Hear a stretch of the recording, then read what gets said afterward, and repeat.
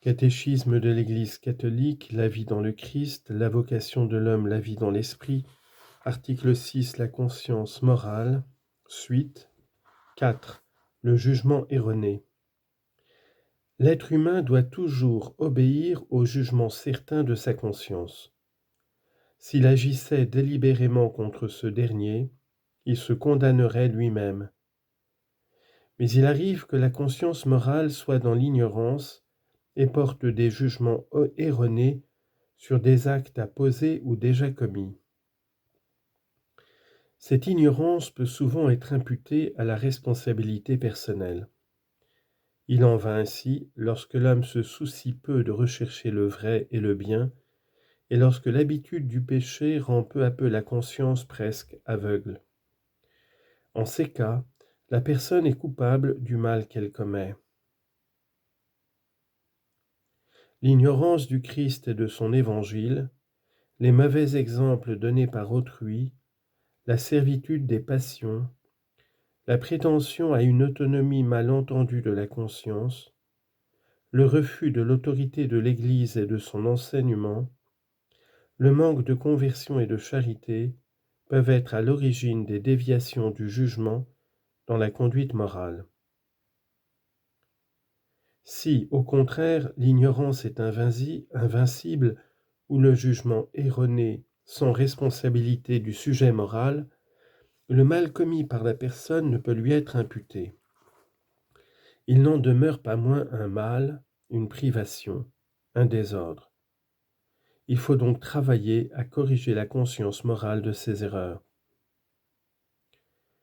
La conscience bonne et pure est éclairée par la foi véritable, car la charité procède en même temps d'un cœur pur, d'une bonne conscience et d'une foi sans détour. 1 Timothée chapitre 1 verset 5. De même 1 Timothée 3, 9, 2 Timothée 1, 3, 1 Pierre 3, 21, Actes 24, 16. Plus la conscience droite l'emporte, plus les personnes et les groupes s'éloignent d'une décision aveugle et tendent à se conformer aux règles objectives de la moralité. En bref, la conscience est le centre le plus intime et le plus secret de l'homme, le sanctuaire où il est le seul avec Dieu et où sa voix se fait entendre. La conscience morale est un jugement de la raison par lequel la personne humaine reconnaît la qualité morale d'un acte concret. Pour l'homme qui a commis le mal, le verdict de sa conscience demeure un gage de conversion et d'espérance. Une conscience bien formée et droite est véridique. Elle formule ses jugements suivant la raison, conformément au bien véritable voulu par la sagesse du Créateur. Chacun doit prendre les moyens de former sa conscience. Mise en présence d'un choix moral, la conscience peut porter soit un jugement droit en accord avec la raison et avec la loi divine, soit au contraire un jugement erroné qui s'en éloigne. L'être humain doit toujours obéir au jugement certain de sa conscience. La conscience morale peut rester dans l'ignorance ou porter des jugements erronés. Ces ignorances et ces erreurs ne sont pas toujours exemptes de culpabilité.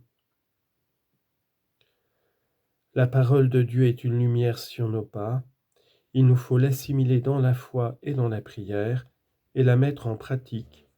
Ainsi se forme la conscience morale. Article 7. Les vertus. Citation. Tout ce qui est vrai, tout ce qui est digne, tout ce qui est juste, tout ce qui est pur, tout ce qui est aimable, tout ce qui a bon renom, s'il est quelque vertu et s'il est quelque chose de louable, que ce soit pour vous ce qui compte. Philippiens chapitre 4 verset 8. La vertu est une disposition habituelle et ferme à faire le bien. Elle permet à la personne non seulement d'accomplir des actes bons, mais de donner le meilleur d'elle-même. De toutes ses forces sensibles et spirituelles, la personne vertueuse tend vers le bien, elle le poursuit et le choisit en des actions concrètes. Citation de saint Grégoire de Nice, « Le but d'une vie vertueuse consiste à devenir semblable à Dieu. » 1. Les vertus humaines. Les vertus humaines sont des attitudes fermes, des dispositions stables, des perfections habituelles de l'intelligence et de la volonté qui règlent nos actes, ordonnent nos passions et guident notre conduite selon la raison et la foi. Elles procurent facilité, maîtrise et joie pour mener une vie moralement bonne. L'homme vertueux, c'est celui qui librement pratique le bien. Les vertus morales sont humainement acquises. Elles sont les fruits et les germes des actes moralement bons. Elles disposent toutes les puissances de l'être humain à communier à l'amour divin. Distinction des vertus cardinales. 4 vertus jouent un rôle charnière. Pour cette raison, on les appelle cardinales.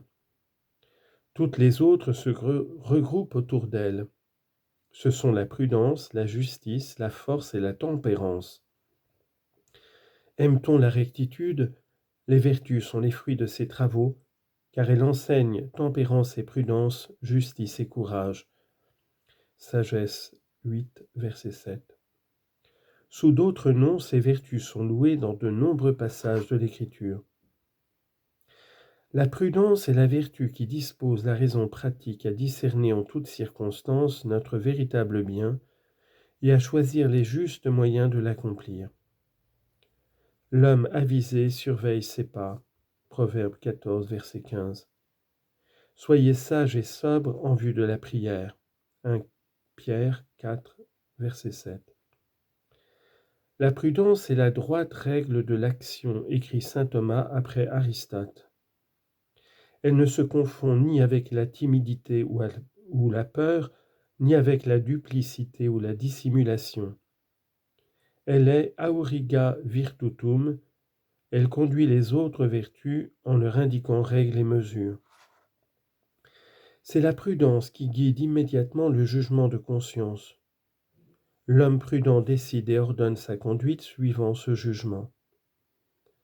Grâce à cette vertu, nous appliquons sans erreur les principes moraux au cas particulier et nous surmontons les doutes sur le bien à accomplir et le mal à éviter. La justice est la vertu morale qui consiste dans la constante et ferme volonté de donner à Dieu et au prochain ce qui leur est dû. La justice envers Dieu est appelée vertu de religion. Envers les hommes, elle dispose à respecter les droits de chacun et à établir dans les relations humaines l'harmonie qui promeut l'équité à l'égard des personnes et du bien commun.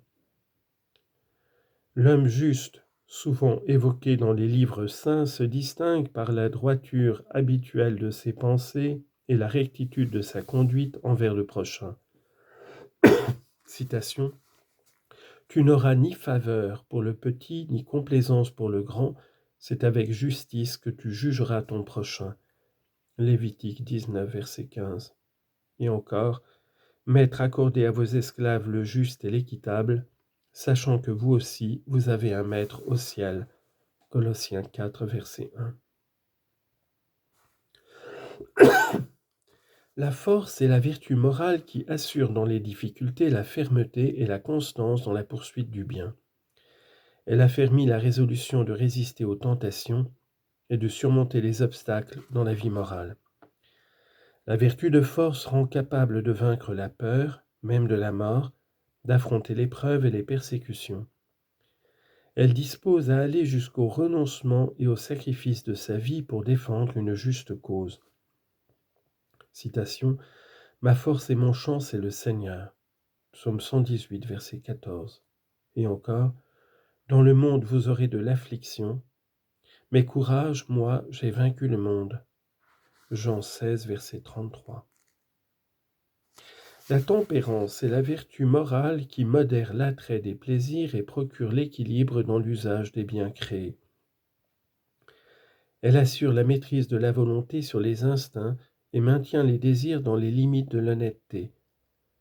La personne tempérante oriente vers le bien ses appétits sensibles, garde une saine discrétion et ne se laisse pas entraîner pour suivre les passions de son cœur. Confère Siracide 5.2 et chapitre 37, versets 27 à 31.